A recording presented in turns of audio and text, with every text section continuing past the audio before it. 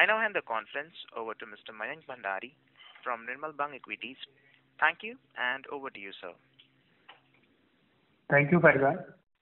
Nirmal Bang Equities welcome to you all for 4Q FY21 result conference call of IFB Industries. Management is represented by Mr. Probir Chatterjee, Director and CFO, Mr. Rajashankar Ray, MD and CEO of Home Appliance Division, Mr. Arup Das, Head of Marketing and Engineering Division, Mr. Anand Reddy, CEO of Motors Division.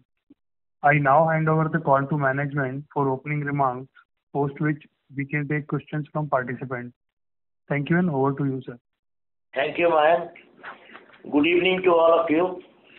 I welcome you all for IFB Industries Investors Call for the fourth quarter FY21. Hope all of you and your family members are healthy and safe during this uncertain, unprecedented and challenging time.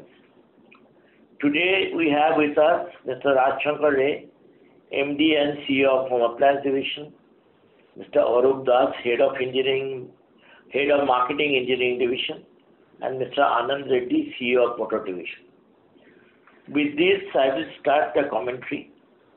During the fourth quarter ended March 21, the company has reported a total income of 805.56 crores, a growth of 64.4% over the corresponding quarter of the previous year. EBITDA for the quarter was 58.4 crore with a margin of 7.2% as against 1.2% over the corresponding quarter of the previous year.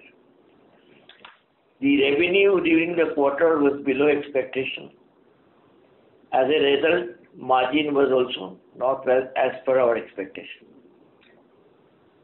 Also, I need to mention that current tax during the quarter was high because we received this government grant of 17.02 crore under MCFs, which is taxable as per Income Tax Act. However, as per Ind AS 20, revenue recognition will be spread over the useful life of asset. Impact of this was rupees 6 crores, and along with this, there is an impact of 4 crores on account of brought forward losses, without which the rate of tax is 24%. For the year-ending period March 2021, company reported total income of 2735.66 crore with a growth of 6.7% over the corresponding period of the previous year. Growth in YTD period was lower due to loss of operation in April and May due to COVID. EBITDA amount for the period was rupees 228 crores with a margin of 8.3% as compared to 5.1% during the same period of the previous year.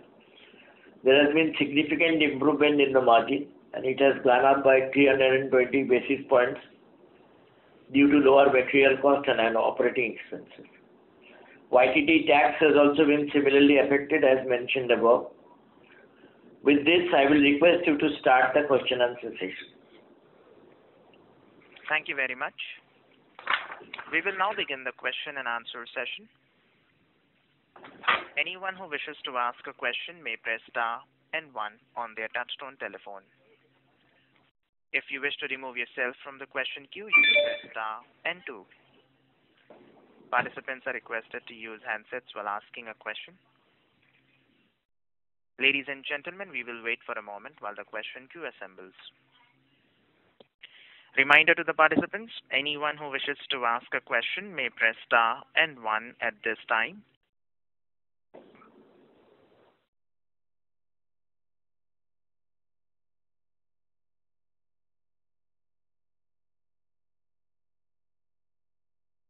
The first question is from the line of Abhishek Ghosh from DSP Mutual Fund. Please go ahead. Yeah, hi sir. Thank you so much for the opportunity. Sir, if you can just help us understand this receipt of 17 crore, was it pertaining to the quarter?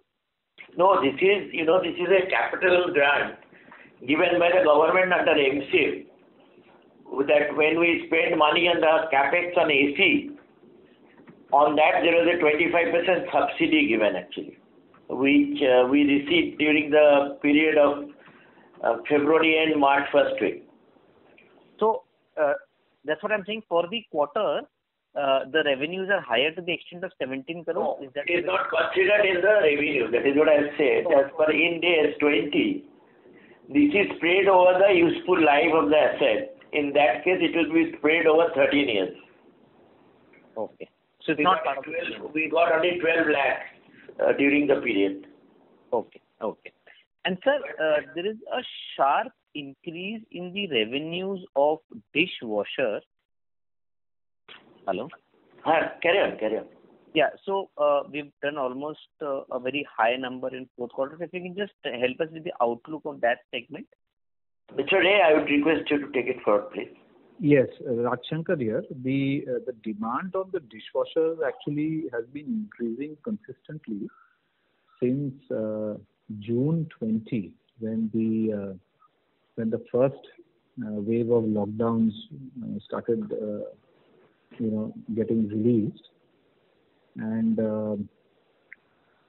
we expect that whatever sales run rate we registered in the fourth quarter will actually increase even further now that the supply situation is much more stable than it was in the last year. This increase in volume is coming because the market has been reset. Okay. So you've done almost about 87 crores for the quarter, if I'm not wrong. And what you are hinting at, that the revenue run rate can even further move up here. Is that the way to look at it? Yeah, we have done around 95 crores actually, 94.73 crores for the quarter. Okay. And this is mostly this is mostly like you manufacture it in-house, or how does it work? So the dishwasher is bought out currently as a CBU. And for the foreseeable future, it will remain as a bought out CBU. Okay. And sir, you have also spoken about that effective Jan 21, you have taken a price increase, and also you have spoken about the industry participants. If you can help us understand what is the price increase that you have taken, and did the industry also take price hike in 4Q, or was it more a phenomena of 1Q FY22? The blended price increase that we took was between 7 to 9%, and we had made the price increase in January 21. The industry actually largely did not change prices. They held it till March. They began to do some increases from April, but then the lockdown was in place. We have to wait and watch what they do now that the markets are opening up. My own personal expectation is that everybody will pass through the increase, because the impact on the raw material has been extremely high from November last year and it is still continuing. So we expect even Q2 to see price increases on the material cost side. And the 7 to 9% of blended price increase that you took, you have largely covered for the raw material price increase, or? So we were covered for the raw material price increases up to January. There have been further price increases in April, and we have to evaluate how much can be passed through once the markets are stable. Okay, so you have not implemented any price hike in 1Q FY22? Yes, that's right. The price increase we took was in January. As of now, April, half of April was almost under lockdown. May and June, we would expect maybe by the first week of July the markets to be stable. We will then look at the pricing situation maybe in early August. Okay. And sir, have you lost market share in 4Q FY21 because you took price hike while the industry did not take any yes. color there? Yes, that point is correct. We lost market share because two of the major competitions decided to undercut us, after we increased price in January, and they held it in Feb and March. So for the period of Feb and March, yes, we did lose market share. Okay. And have those competition initiated the subsequent price hikes in 1Q FY22, because it's almost 1Q is almost over, or have they still lagged the prices? We were watching in April, and they had begun to pass through on the price increases. But April, after 20th was practically sort of shutting down of the markets. Correct. And May and June has been fully closed. So my own expectation is that when the markets open, they will pass it through. But we have to wait and watch, because they didn't change prices in February, March. Okay. And so just one more thing, you will be launching the front load 8 kg segment as well, which will come in by 2Q FY22. If you can help us understand what proportion of the front load market is that 8 kg segment? We are already in 8 kgs. Sorry, I think you'll be launching in the top load in that case, I believe. In the top loads, we are also present in 8 kg. And in fact, in this quarter, we will be launching capacities up to 11 kg. Could you tell me which point you're referring to? I'll be able to answer it. Yeah, I will just come back to this one, because the presentation is pretty elaborate. I just went through. Okay. And I'll just come back to you on this one. So the other thing is, in the AC segment, if you can just help us with your, you have sold about 50,000 is what you mentioned, vis-a-vis a budgeted of 1 lakh. If you can help us with what is the current capacity, and what is the contracted out capacity, and what is your own kind of volume that you're looking at, and how should one look at the revenues or the volumes as far as the AC segment is concerned? So our capacity, which we have also shared earlier, is 500,000 per annum for the investment on air conditioners, which we have put in. And the targeted breakup that we had shared is that there is no annual contracted capacity commitment in that sense, but there are OEM contracts in place, and we expect that the volume on an annual basis will be roughly about 200,000. And our own internal target was that we should be selling at least 200,000 of the IFB brand, so therefore 400,000. Now, what has happened for us in the AC segment is that the plant actually, as soon as it started last year, we had the first wave of the lockdown, and that washed out last year's season. And this year, our build-up was starting, but again we've had a lockdown. So the industry billing of the Q4 is largely sitting in the channel, because no sales happened, and the billing from the industry in Jan, Feb, March, etc. was quite high. So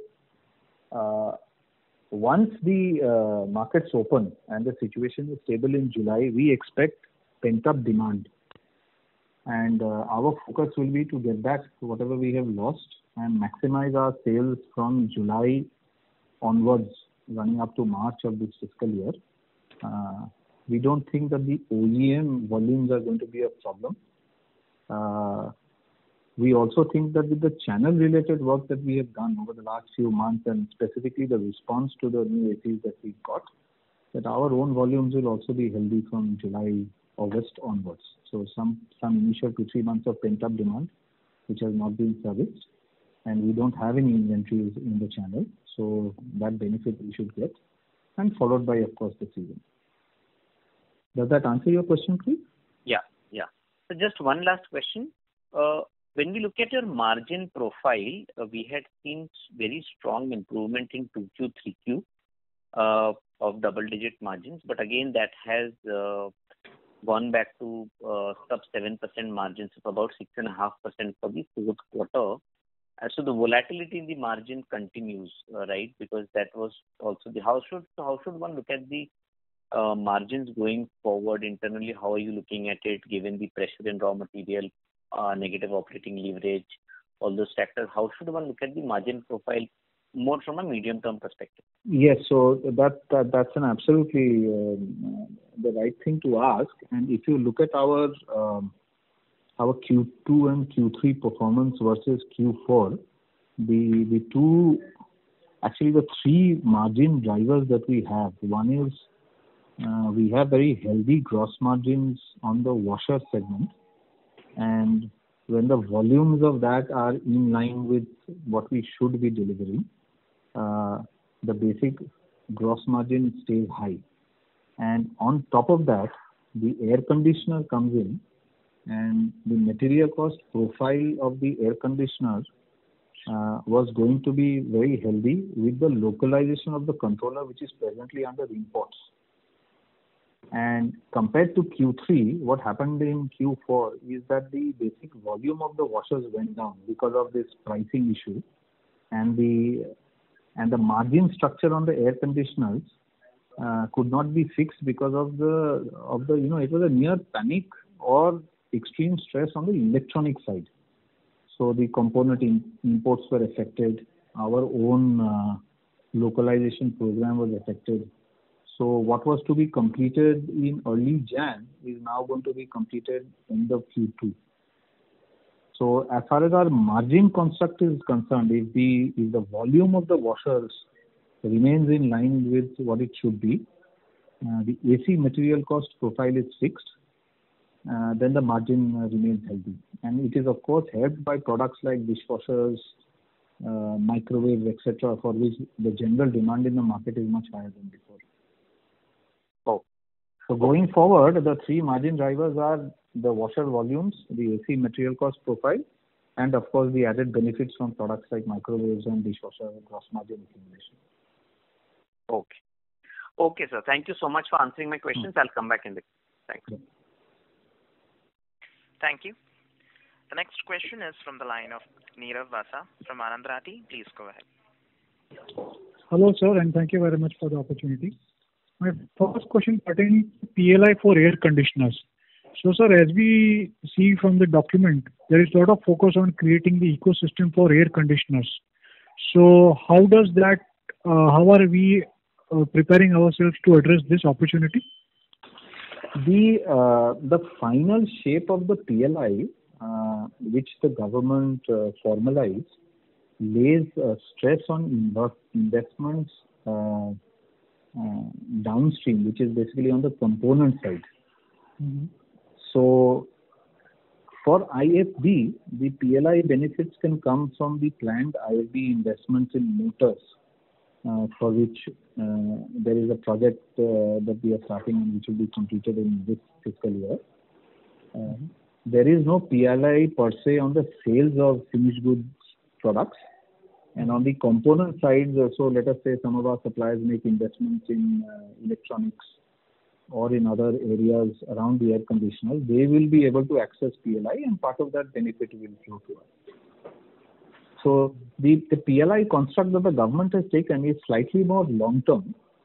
It will not have immediate impact in terms of margins because of some percentage that you are getting on sales. But it is the right direction as per us, because over a 2-3 year kind of a period, it will definitely build supplier capacity in India. And sir, getting new customers is also very important, that you were talking for the capacity for air conditioners. Any success in that?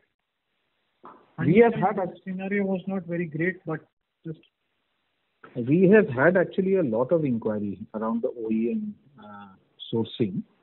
But what we had wanted is to work with a few players for the kind of the product quality that we have in our air conditioners, which would be higher priced than the typical OEM supplier. And to that extent, our internal estimate of 200,000, we have more or less filled that capacity on a per annum basis. Now we will service this, and then as the further expansion comes, then we will plan it. Does that answer your question, please?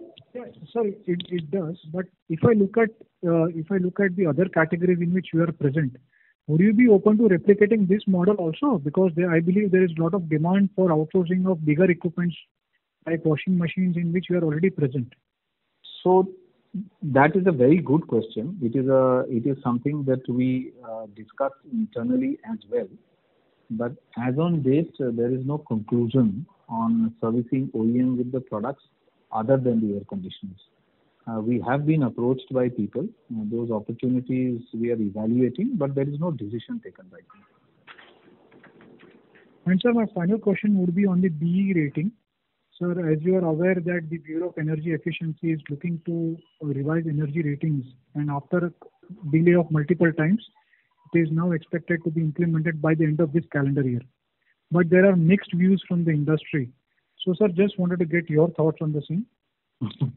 So we would be very happy if it changes on time, because when we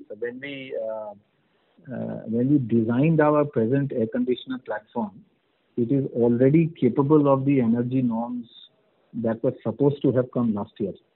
The reason why the industry is essentially resisting this is because they don't want to make the investments for producing the air conditioners that the new energy norms warrant.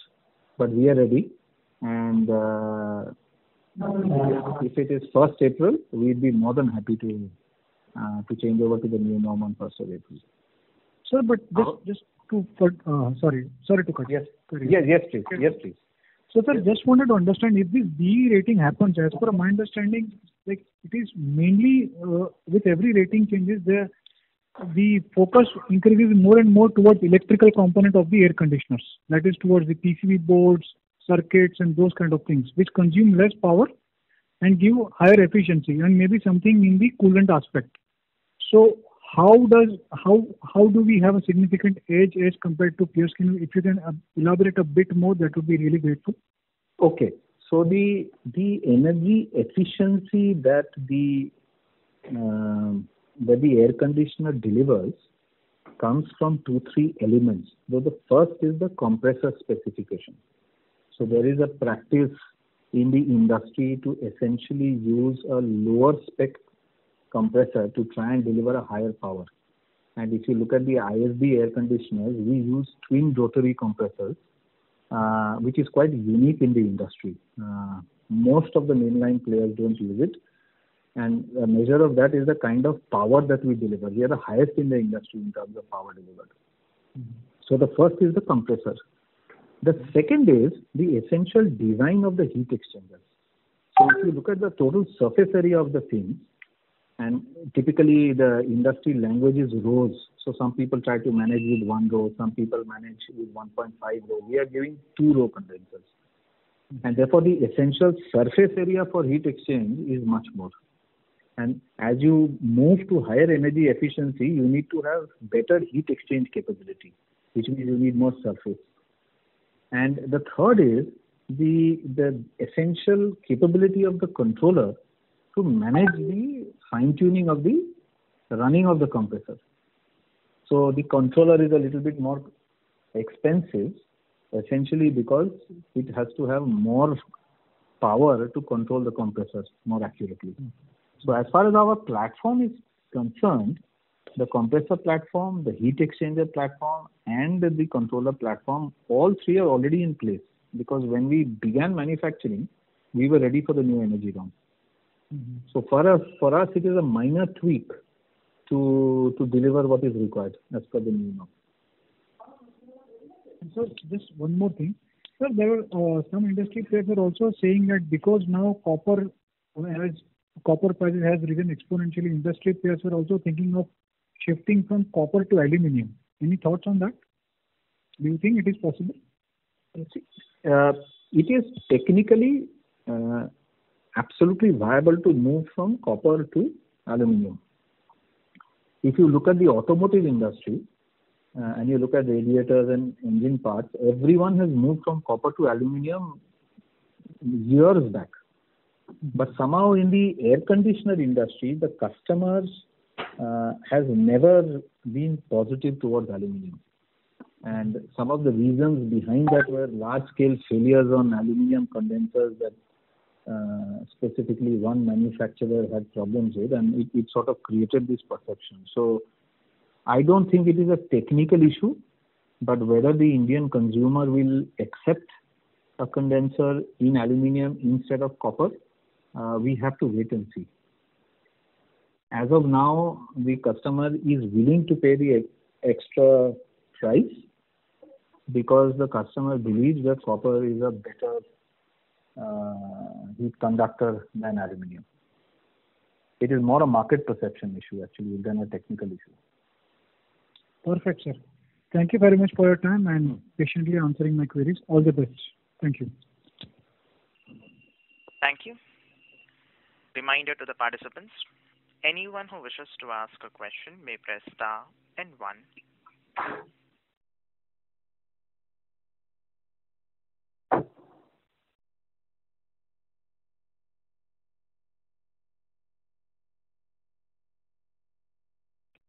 The next question is from the line of Rajesh Kothari from Alpha Accurate Advisors. Please go ahead. Good evening, sir. My first question is, can you elaborate a little bit in terms of the competition intensity in the washing machine segment, particularly from here kind of a player, and also for other segments? How do you see that over next 12, 18, 24 months? For our kind of price and product position, we don't see any increased intensity from higher. Essentially because it operates at lower price points, and that will always remain. So today it is higher, tomorrow it is someone else. If you say overall, has the competitive intensity increased in the washer segment? My answer would be that it remains the same. It is being competitive, it will remain competitive. And players occasionally, like two of the mainline players did in February and March, occasionally they will basically use price tactics to undercut, but it can only be a short-term phenomenon. You cannot undercut in perpetuity. Okay. And what would be, do you disclose your market share, say, over last 3 years, FY19, FY20, FY21, for each of your segments? Yes, we give indications based on our own estimates because the publicly shared data is erroneous. We do give indications. So what would be your market share gain or loss in FY21 for all your segments? Gain or loss in FY21? Yeah. So FY21 compared to FY20 was the same in terms of market share. But our assessment is that in the Feb, March, and let's say first 2 weeks of April, we have lost about 2.5 to 3% share because of the pricing issue that I spoke about. And we believe that share will come back because once the competition starts increasing price from now when the markets open. As far as categories like dishwashers, microwaves, etc. are concerned, our shares have been stable if you look at the last 2-3 years. Okay. And typically, what is your total, branding spend as a percentage of revenue? Mr. Chatterjee, would you like to answer that? Yeah, last year we spent around 2.03%. Okay. And going forward also you plan to spend about 2%, 2.5%, 3%, or how it works? Yes, around that. Okay. Fine. And the last question from my side, in terms of the the contract manufacturing, what you are talking from the the AC plant, 2 lakh capacity, which you are almost like booked from your customers. This will start by when? Sorry, could you just repeat that question? The AC plant, what you are talking about, the 2 lakh, capacity, you said that, you almost tied up, from... So, this started in March, in April also, but unfortunately after that there was a lockdown. So looking at their inventory, etc., I would expect that the cycle will again start from mid-July because I would expect that the markets would be fully open by first week of July. Okay. So you are basically saying that as and when the things normalize from day one, I mean from June, July, whenever, you are like almost like 100% utilization. That's what you are trying to suggest?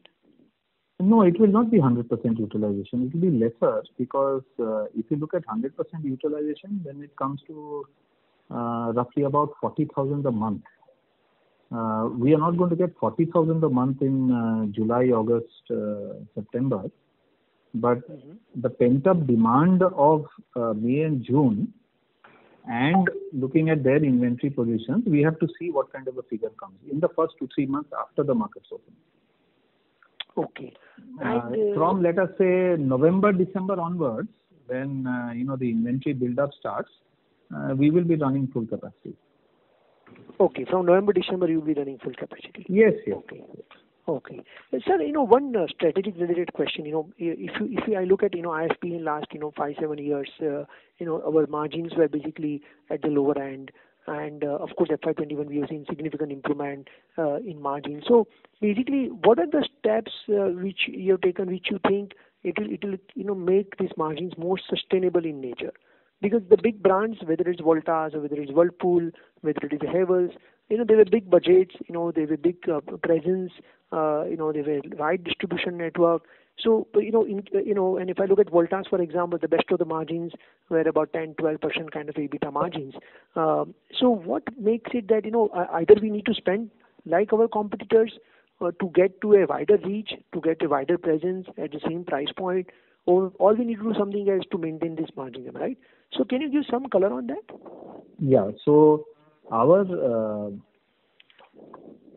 margin profile and being able to deliver levels like Q2, Q3 of the previous fiscal year come from actually 2-3 points. The first is we don't really need to increase spend per se to increase revenues, because the channel network that we have and the extraction from that network has been continuously increasing because of actions we've taken on the ground.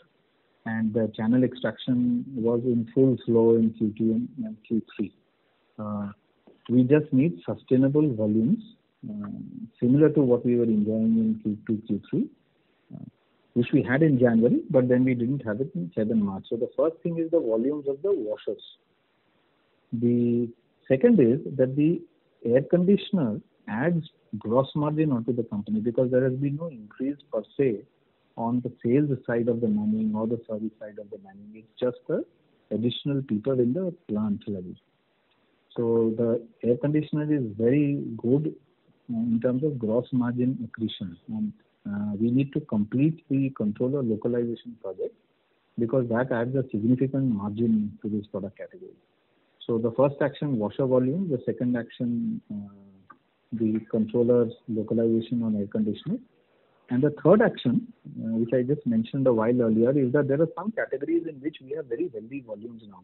Microwaves, where our position is among the top 2 in India. Dishwashers, where the pandemic has helped the market to expand, so the volumes have significantly increased and can increase further.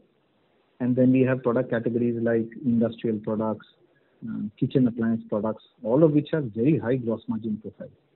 So the third point is to maximize the volumes from these categories. So washer volumes as the first pillar, air conditioner material cost profile led by the controller, the second pillar, and the third pillar is the volumes in the segments like microwaves, dishwashers, etc. So these are the three. And in none of these three do we really need to increase spend to drive revenues. If we do these three well, I think this expectation that we deliver consistent margins and not have volatility, that will get answered. Does that answer your question, please? Yeah, you're right, partially, but I was just looking at, from a different perspective, that if I look at the history of ISP Industries from FY12 to FY20, we had 4 to 6% EBITDA margin story.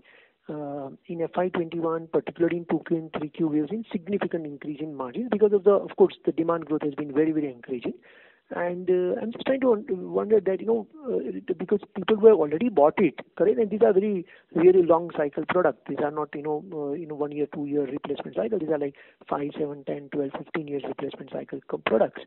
So whether, same kind of a demand growth will come back, because historically, if you look at India, then growth, whether it's AC, whether it's washing machine, whether it's a refrigerator, it has been 7, 9, 10, 12% CAGR over last 5, 7, 8, 9 years. So unless and until this growth sustains to and moves to 18, 20%, then yes, you are right. But if let's assume if it comes back to 7, 8%, which was the historical growth trends, then what happens to our margins?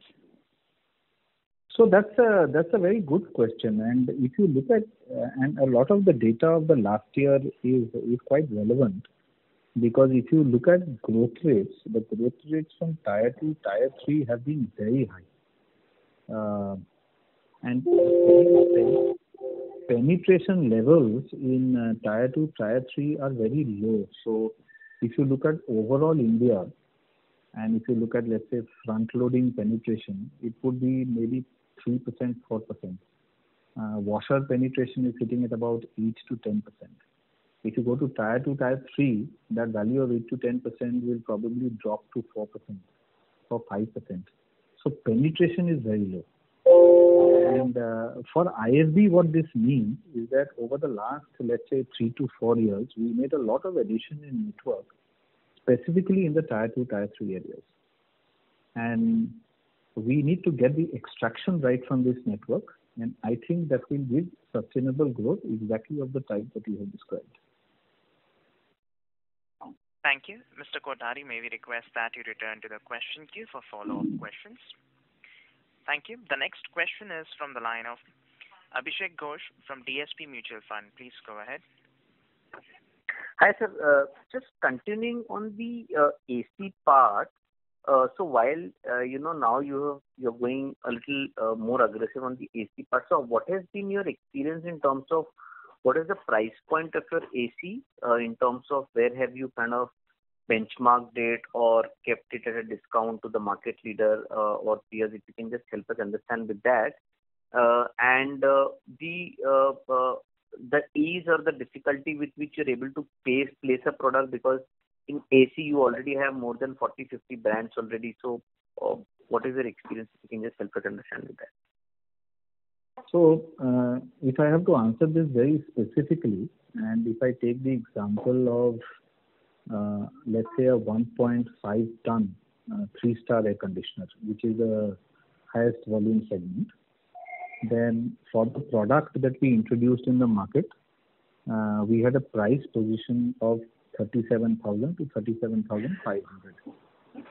If you look at the segment per se, there were people selling it at 34,000, but we stayed above the mass. And in fact, since we started till now, and because it was sort of a erratic kind of market, largely closed last year, we had an initial struggle in explaining to the market why this price point is right for the product which is being offered. And there was a lot of resistance, especially from the larger dealers, etc. But what happened in the Jan to March period, specifically, let's say from February to April, is that once the initial placements were made and the customers started buying them, the feedback of the air conditioners was very, very positive. So as on date, for the price position we have, which is higher end of the mid segment, we are very comfortable with our pricing. And I think the hard work in establishing the pricing has been done. Now it is about getting the channel extraction and the counter shares. Our placements are in many more counters than what it was, let's say, 7 or 8 months back. Okay. And sir, in terms of the contract manufacturing part of the AC, the earlier apprehension was that since you are also a brand, you could have, there's a conflict of interest there.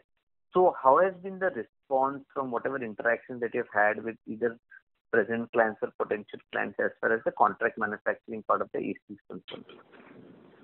It's actually been quite pleasant. We've not had that problem of us being perceived as competition. It's been quite complimentary actually. So that didn't happen.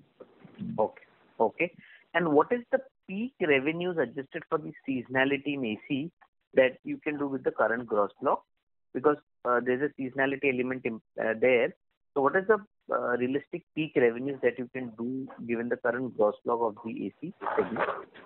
So if you see, in any given month, we can go up to 35,000 in the month easily and 40,000 in the month with a stretch. So 40,000 is what we can do, but when we are in the peak season, what we will be doing is we'll be using inventory which is produced earlier, and therefore the sales peak will be more than 40,000, but we will address it through inventory. The other thing is that there are very minor things to be done in the plant level to increase the 40,000 beyond 40,000. Okay. Does that give you what you wanted in terms of details? Yeah, that's helpful. And in terms of the revenue mix, as you rightly pointed out, in the current quarter, your top load plus front load is sub 50%, which is usually something like 60% in a regular quarter, and that's probably the reason for gross margin. So if you can just help us understand the contribution margin difference between, and without quantifying, just broadly, that is a dishwasher contribution margin much inferior to that of washing machine or an AC? How should one look at it from that perspective? So the dishwasher gross contributions are similar to the washers, and the air conditioners are lower today. Once we complete the controller localization, they will not be as high as the washers, but in percentage terms, they'll still be significant. In the washers, we have very significant gross margin. Okay. And just two last questions. One is, in the IFB points or the distribution mix, what is your current touch point and mix of that? Because you mentioned you've added a lot of them in the tier 2, tier 3 cities. A mix of that would be helpful. The IFB points contribute about 13 to 14% of our sales. And distribution, which was sort of hovering at 2 to 3%, over the last 2 years has now moved up to 15-16%. No, I didn't get it, sir. What distribution was 2.3%? The distribution segment, which is indirect dealers.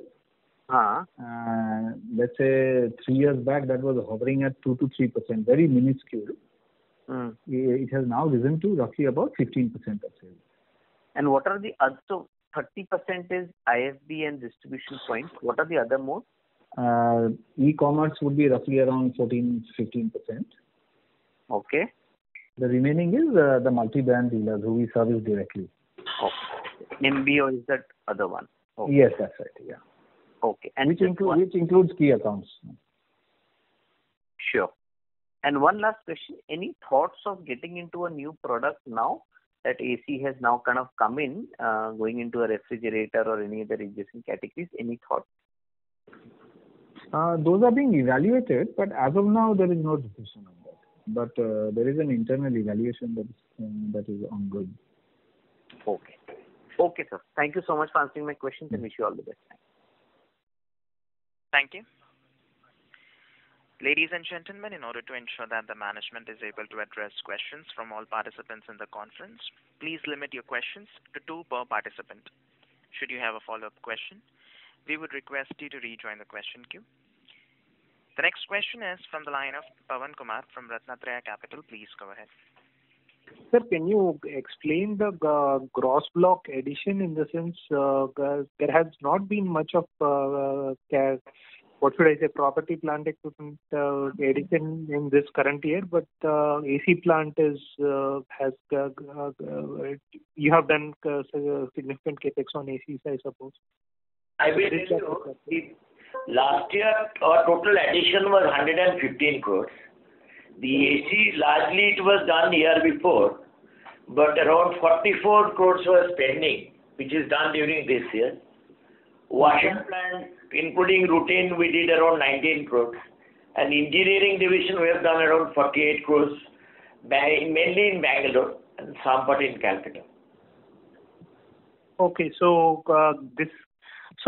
has all the AC plant capex got capitalized as of now? Yes. Okay, there is nothing lying Mostly, in. I think around 4 to 5 crores of additional capex should be capitalized this year. Okay. And should we assume the depreciation absolute level to be steady from here on? Yeah, it is expected because if you see compared to last year, the last year was around 89 crores. It has gone to 99 crores actually, the depreciation. Right. And what would be the capex plans going forward, sir, for FY22 and FY23? The current year actually for engineering division we have around routine capex of around 17 crores. Okay. And for motor division we have around 34 crores. For the washing machine and appliance division, because of this pandemic situations, we are yet to decide on the outlay. We'll decide once situation normalizes. But of course, there could be little routine capex like every year. Okay, but are there any any numbers in our mind when we look at medium-term planning? That's what we are working on it because once this situation normalizes, we'll decide and come back to you maybe next quarter or quarter after that. Okay, and one last question. Can you give us the contribution of contract manufacturing in this particular quarter, exactly Q4? Sir. Can we give it to you offline, please? Okay, sir. If you can give me your email ID, I will just do that. Mr. Chatterjee, you can just connect with him. He'll give it to you. Yeah, because you can get in the investor's presentation at the backside. My email ID is there. Okay, fine. I'll mail. Thanks. Thank you. Reminder to the participants: anyone who wishes to ask a question may press star and 1.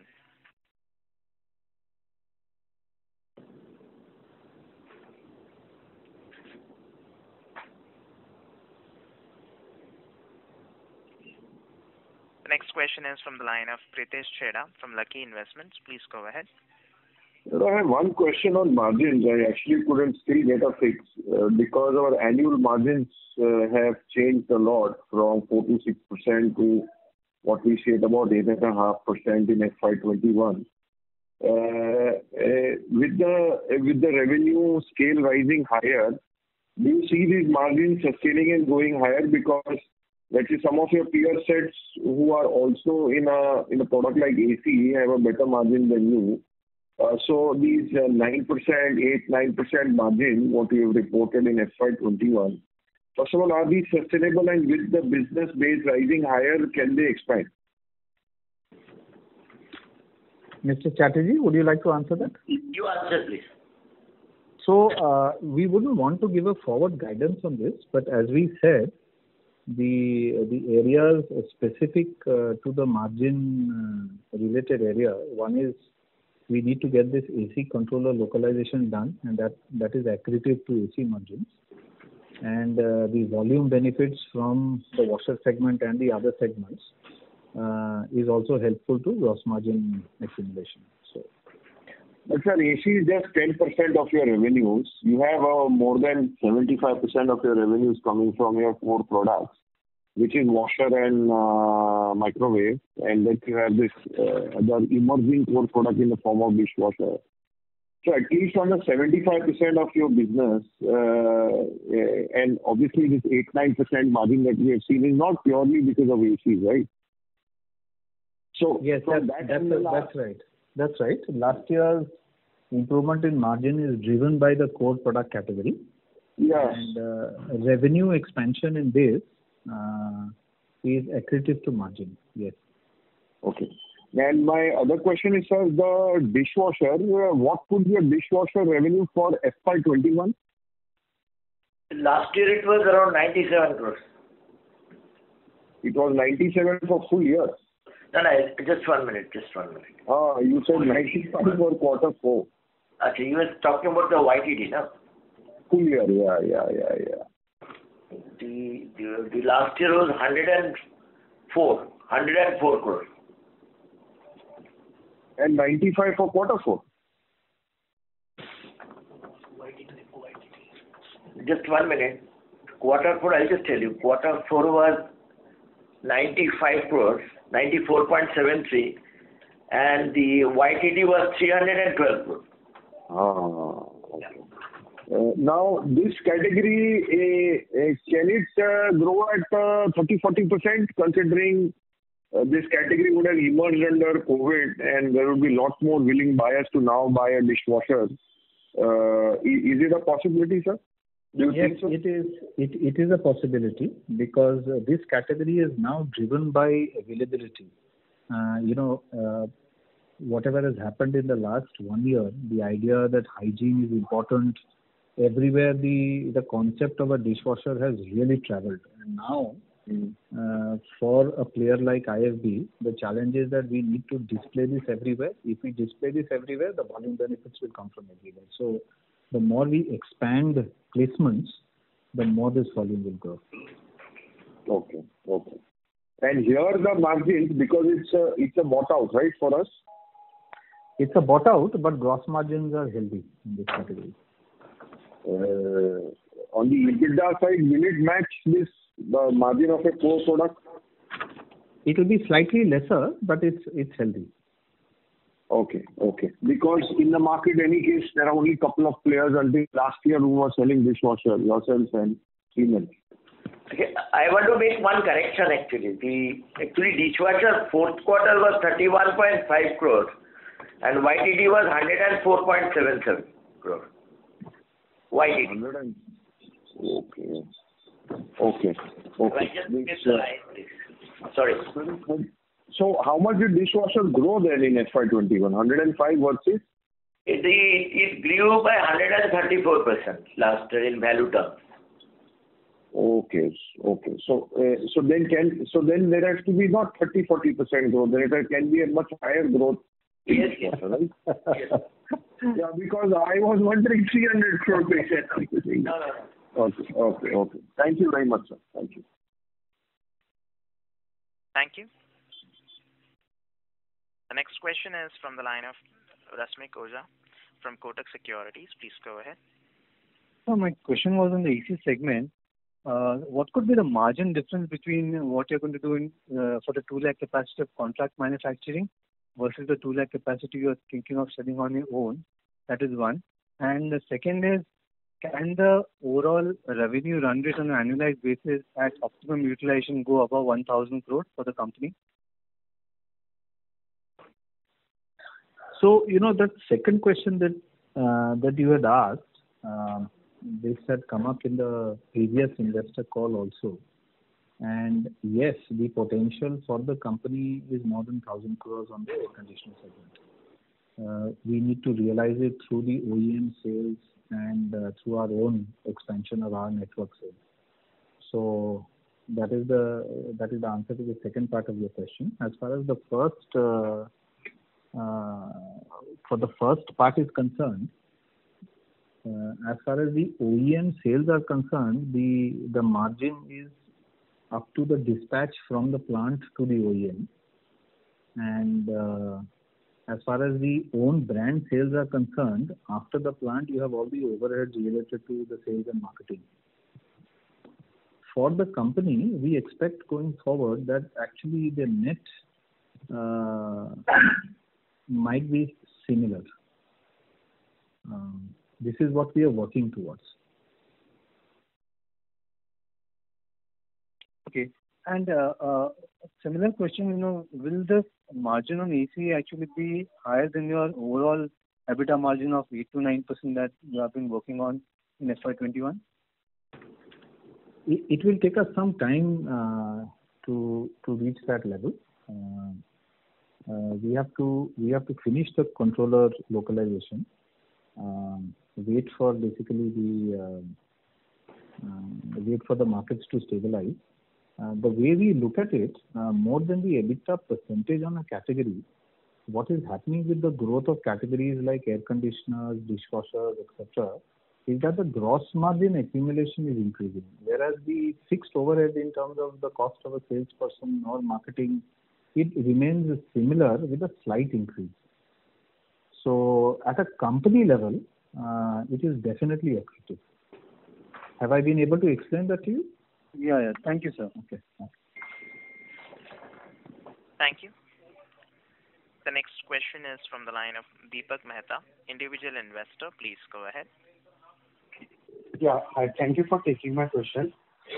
Sir, my question is on the long term. So if we say 5 to 6 years, so if we say our country is targeting, 5 trillion economic opportunity, so your brand comes in premium segment. So what can be your market share going forward and revenue you are looking for if the per capita income get increased? So what kind of CAGR we can expect in the best scenario, sir?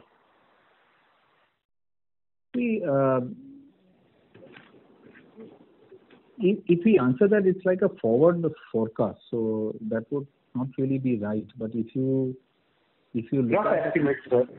Rough estimate, not because it's a forward-looking statement. So rough estimate. So if you look at the kind of growth rate that IRB has had, and you can go back 6-7 years period and have a look at it, the growth rate on the core categories is accelerating because the penetration is increasing, and the growth rate from air conditioners will be in addition to that growth rate. So if you put these two together, it makes for fairly healthy sales growth potential for IRB. We wouldn't want to give a specific number to this, but if you look at these two indices, you will see a fairly healthy growth rate which we should deliver. Okay, sir. And what is your margin in e-commerce platform? Is it same as retail, or if you can throw some colors? It's similar. Okay. Thank you. Mr. Mehta, may we request that you return to the question queue for follow-up questions. Thank you. The next question is from the line of Shrikant, individual investor. Please go ahead. Thank you for the opportunity for the question.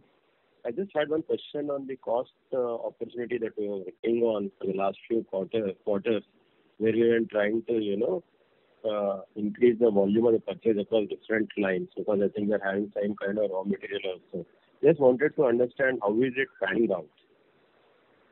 So the material cost took a hit from December to April, where the rise in the commodities and the rise in the electronic purchase rates and freight was just totally out of control.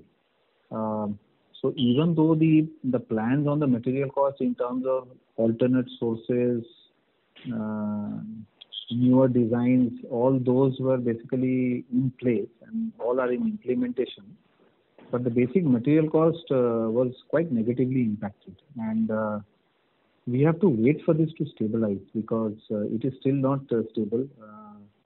The steel industry continues to drive inflationary pressures because they are increasing pricing even though there doesn't seem to be a logical reason. Plastics have stabilized a little bit. Electronics is still high. So my answer to you is that yes, all the plans are in implementation, but the basic rise in the commodities has taken away a lot of the positive impact.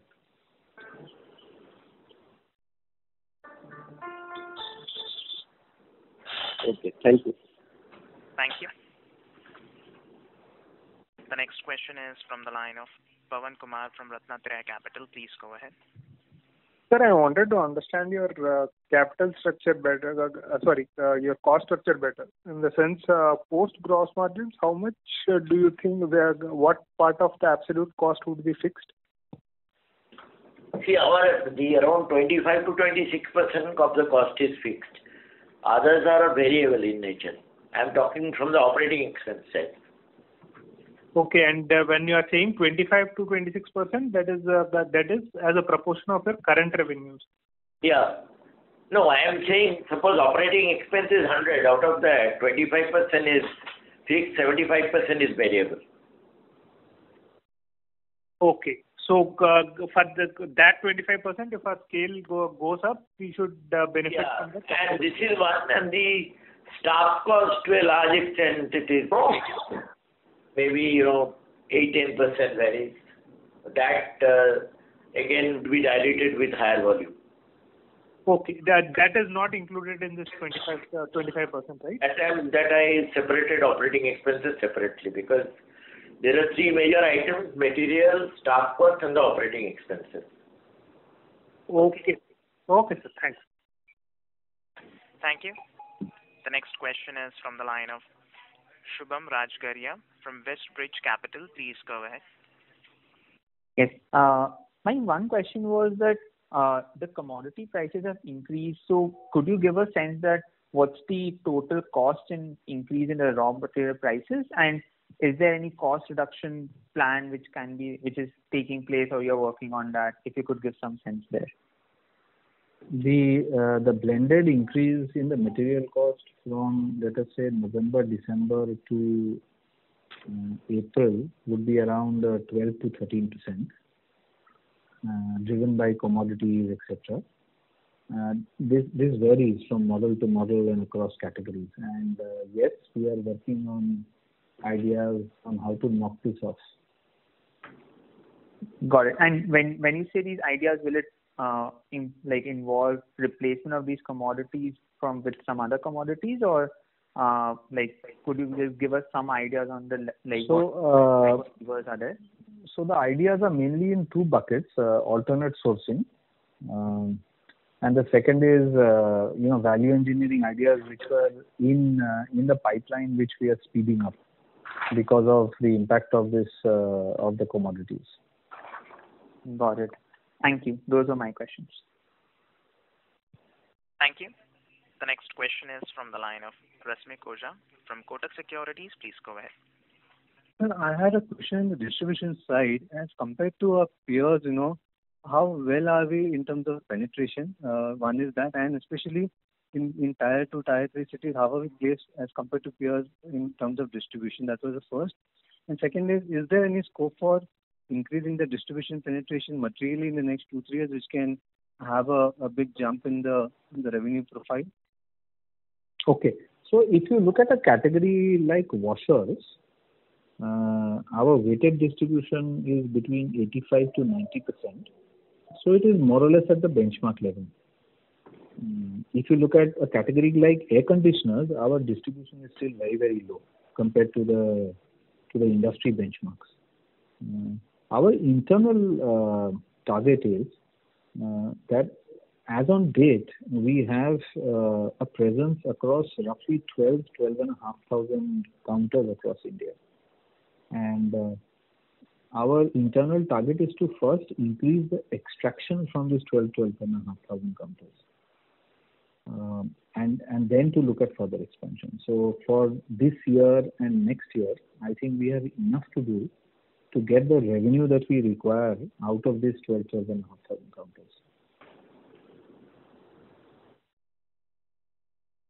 Okay. And beyond this 12,000, then what could be the next step in terms of increasing penetration? So if you look at air conditioners, then on the strength of that product, we could easily add another 3,500 counters. So the figure of 12,500 could go to, let's say, 15,500 to 16,000 once the air conditioners are fully placed.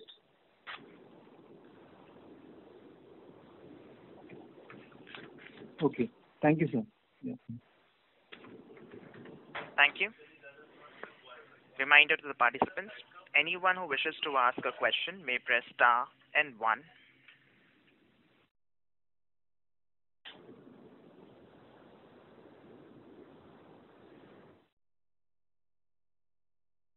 As there are no further questions, I would now like to hand the conference over to Mr. Mayank Bhandari for closing comments.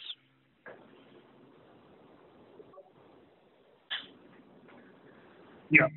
We thank the management for taking time out and sharing their valuable insights on this call, and we also thank all the participants for their presence. Sir, do we have any closing remarks?